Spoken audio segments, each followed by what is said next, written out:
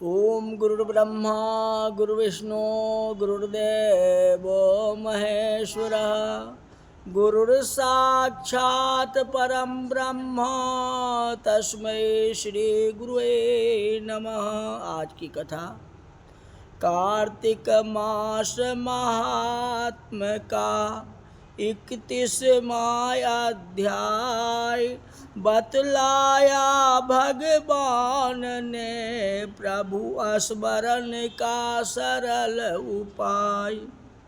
भगवान श्री कृष्ण जी बोले, जो प्राचीन काल में उज्जैन में एक महापापी और दुरात्मा धनेश्वर नाम का ब्राह्मण रहता था। वह रस, चमड़ा और कंबल आदि का व्यापार करता था। वह वेश्यागामी और मद्यपान आदि बुरे कर्म को करता था। चूंकि वह रात दिन पाप में रत रहता था, इसलिए वह व्यापार में नगर नगर घूमता रहता था। एक दिन महिष्मतीपुरी में जो राजा महिष ने बसाई थी, इसीलिए वह राजा के नाम से विख्यात थी। उस नगरी के पास ही पाप नाशनी पुण्यकारिणी भगवती नर्मदा नदी बहती थी। उस नदी के किनारे देश देशांतर से आए यात्री कार्तिक व्रत करने का कुछ दिन के लिए ठहरा करते थे। उस कार्तिक व्रत करने वाले प्राणियों को वहाँ ठहरा देख करके वह दुष्ट धनेश्वर भी इधर उधर घूमता हुआ 1 मास के लिए वहाँ ठहर गया। अपना बिजनेस व्यापार भी करता था और वहाँ रहता भी था। अपने माल को बेचता था। वह नर्मदा नदी के तट पर घूमता हुआ ब्राह्मणों को देव पूजा में रत देखता था। वह देखता कि कोई तो ग्रंथ पढ़ रहा है, कोई ग्रंथ सुन रहा है, कोई भगवान का कीर्तन कर रहा है, कोई भजन सुन रहा है, कोई ध्यान में लीन है और कोई तुलसी का माला जाप कर रहा है। बस इसी तरह वह भागवत भक्तों के बीच में रहा और वैष्णवों का दर्शन करता रहा। कितने दिन तक? 1 महीना तक। कार्तिक महीना में कौन सी जगह? नर्मदा नदी के तट पर। उनको स्पर्श करता रहा, संतों से वार्तालाप करता रहा। कार्तिक के व्रत का उद्यापन, विधि, जागरण भी देखता रहा। उसने पूर्णिमा के व्रत को भी देखा।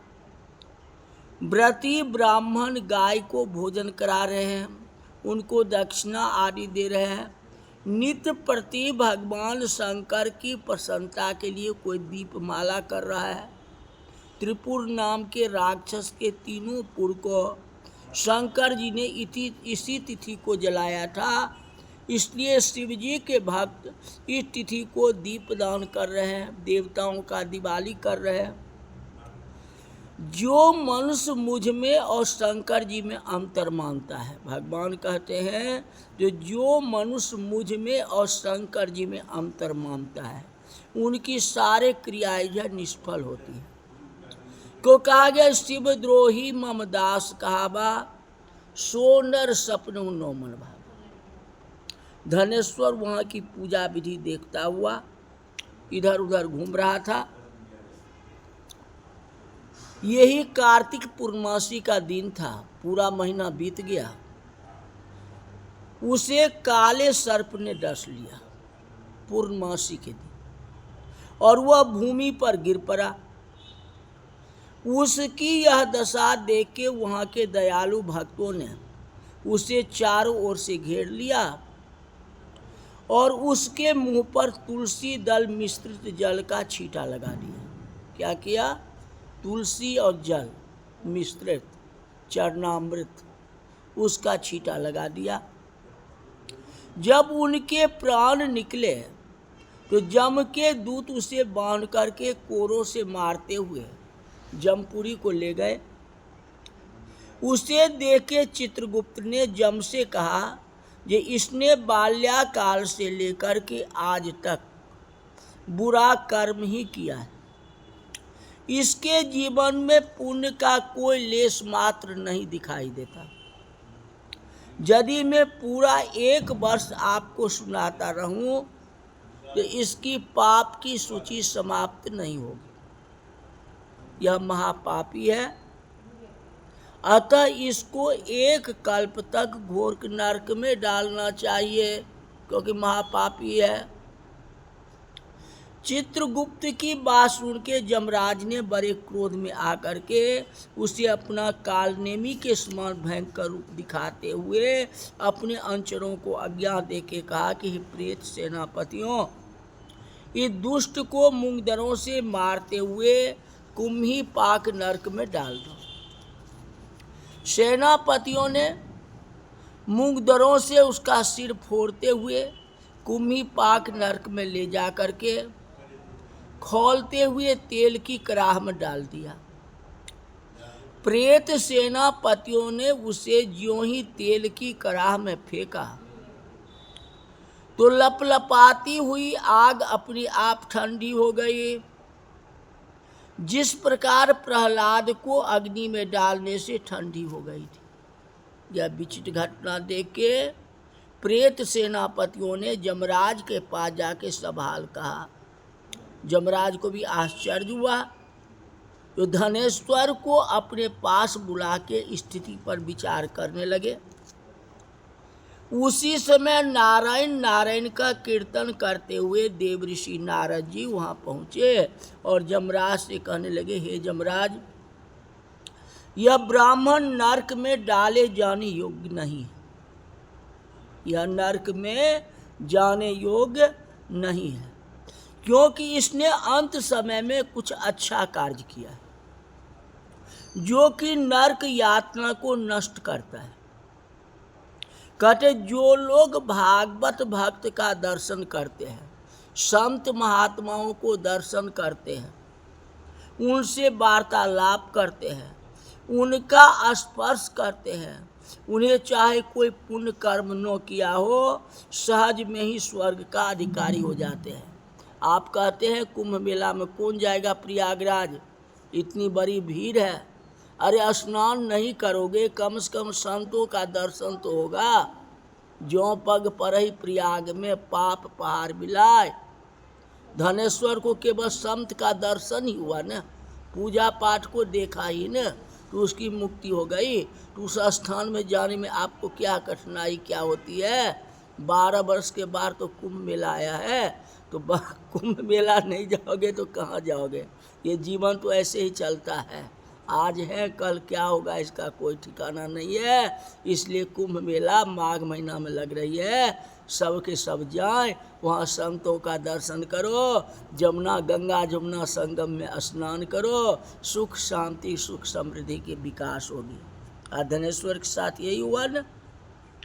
चाहे कोई पुण्य कर्म न किया हो, सहज में वह स्वर्ग का अधिकारी हो जाता है। जो संतों का दर्शन कर लेता है, गंगा जमुना का दर्शन कर लेता है, प्रयागराज में निवास कर लेता है। अतः धनेश्वर भी पुण्यात्माओं के संग स्पर्श और स्वर्ग का अधिकारी होगी। अतः यह पुण्यात्मा है, इसे यक्ष योनि दो और इसको केवल पाप भोग करने वाले नरक दिखा दो, क्योंकि कर्म का फल तो भोगना ही पड़ेगा, यही बात है।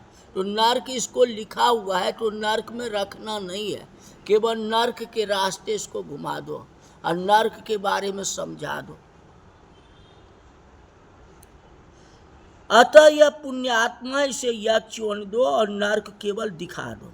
भगवान श्री कृष्ण ने कहा। अब नारद जी ऐसा कह के चले गए। अब धनेश्वर को पुण्यात्मा समझते हुए यमराज ने दूतों को उसे नरक दिखाने की आज्ञा दी।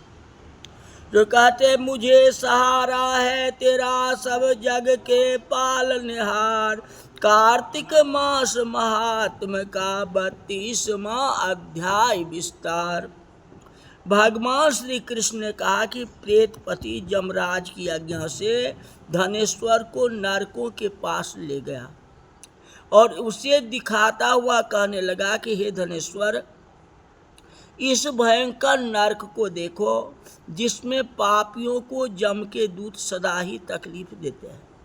यह देखो तप्तवाचुक नाम का नरक है, जिसमें देह जलने के कारण पापी विलाप कर रहे हैं। भोजन के समय जो प्राणी भूखों को भोजन नहीं देते वह बार बार इसी नरक में जाते हैं। इसलिए भगवान आपको संपत्ति दिए हैं तो भूखे को खिलाना चाहिए। अग्नि ब्राह्मण गाय वेद और राजा, इनको जो लात मारते हैं वह अतिशय पापों के करने पर मिलते हैं। अब देखो दूसरा नरक है अंधतामिश्र।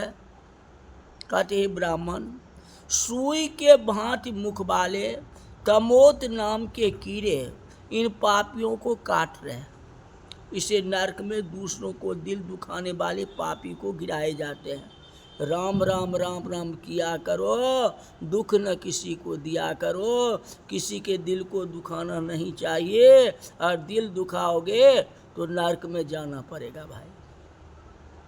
अब तीसरा जो है कक्रय नाम का भयंकर नरक है। इस नरक में पापी आरे से चीरे जाते हैं। ये नरक तो 80 वन आदि भेदों से 6 प्रकार के हैं। जो स्त्री और पुत्रों में भेदभाव करता है, अपने पत्नियों से लड़ाई करता है, अपने बेटे की मान्यता नहीं देता है, अपने खा लेता है, दूसरे को नहीं खिलाता, बेटा को नहीं खिलाता, पत्नी को नहीं खिलाती, प्रियजनों से विछोह करता है, ये जो है इस नरक में जाते। अब तुमको चौथा नरक बतलाता हूं, इसका नाम अर्गल है। पापी लोग तरह तरह से चिल्लाते हुए इधर उधर भाग रहे हैं। ये नरक भी बध आदि भेदों से 6 प्रकार के हैं। फिर यह कूट सालमली नाम का 5वां नरक है, जिसमें अंगारों की भांति कष्ट देने वाले बड़े बड़े कांटे हैं। यातना आदि के भेद से 6 प्रकार का है। जो दूसरे स्त्रियों पर कुदृष्टि डालता है, अपमानित करता है, वह जो इस नरक में जाते हैं। फिर नरक आता है उल्वन, जिसमें सिर नीचे करके पापियों को लटकाया जाता है। जो लोग भक्ष अभक्ष का विचार नहीं करके खाते रहते हैं, जीवों को हिंसा करते हैं, मांसाहारी है, दूसरों का निंदा करते हैं, दूसरा का चुगली करना, ये सारे के सारे इस नरक में डाले जाते हैं। देख लो लोग किस तरह से चिल्ला रहे हैं। दुर्गंध भेसी ये नरक की भी 6 प्रकार का है।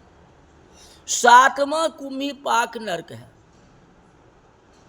यह बहुत भयंकर है ये ब्राह्मण। ये भी 6 प्रकार का है। इसमें महापात की लोग को पकाया जाता है। इस नरक में हजारों वर्ष तक यातना भोगनी पड़ती है। इसको रौरव नरक कहते हैं।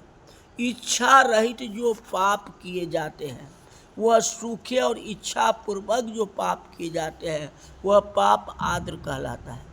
इस प्रकार शुष्क या आद्र भेदों से ये पाप 2 प्रकार के होते हैं। इसके अतिरिक्त और भी पृथक पृथक 84 प्रकार के पाप हैं, जो अपकीर्ण, पांडाकटे, मलिन कर्ण, जाति भ्रंश कर्ण, उपाय, अतिपाप, महापाप, ये 7 प्रकार के पाप हैं। जो जीव जैसा कर्म करता है वह इस 7 नरक में अपने पापों के कर्म अनुसार पकाए जाते हैं। तुम्हारा चूंकि कार्तिक व्रत करने वाले प्रभु भक्तों से पर्याप्त मेल जोल रहा, उसके पुण्य के प्रभाव से तुम्हारी नरक यातना दूर हो गई। क्योंकि तुमने कार्तिक महीने वाले यात्री को केवल देखा, साधु संत को तुमने देखा, जग जाप होते हुए देखा, ब्राह्मण को भोजन करते हुए देखा, तो तुम्हारा सारे के सारे पाप नष्ट हो गए। भगवान श्री कृष्ण ने कहा, इस प्रकार प्रेतपति ने धनेश्वर को सब प्रकार के नरक दिखाने के बाद यक्ष लोक में ले जाके उसे वहाँ का राजा बना दिया। वहाँ पर उसका नाम धनाध्यक्ष हुआ और वह कुबेर जी का सेवक बन गया। बाद में महर्षि विश्वामित्र ने उसके नाम पर तीर्थ बनाया। ही राजन, कार्तिक मास का व्रत महाफलदाता है, इसके बराबरी कोई दूसरा पुण्य कर्म नहीं है। जो कोई यह व्रत करता है और व्रत करने वाले का दर्शन करता है उसे मुक्ति पाती है। अगर आप कथा नहीं करते, केवल कथा में बैठ जाओ या दूरी से भी सुनते रहो, कोई जरूरी नहीं है जो वहाँ तक बच जाना। दूरी से भी अगर सुनते आपके कानों में कार्तिक की कथा सुनाई देती है तो तेरा हो जाए बेड़ा पार, जपे जा राधे राधे बेड़ा पार हो जाएगा। इस तरह आज की कथा यही तक रही। बोले वृंदावन बिहारी लाल की जय।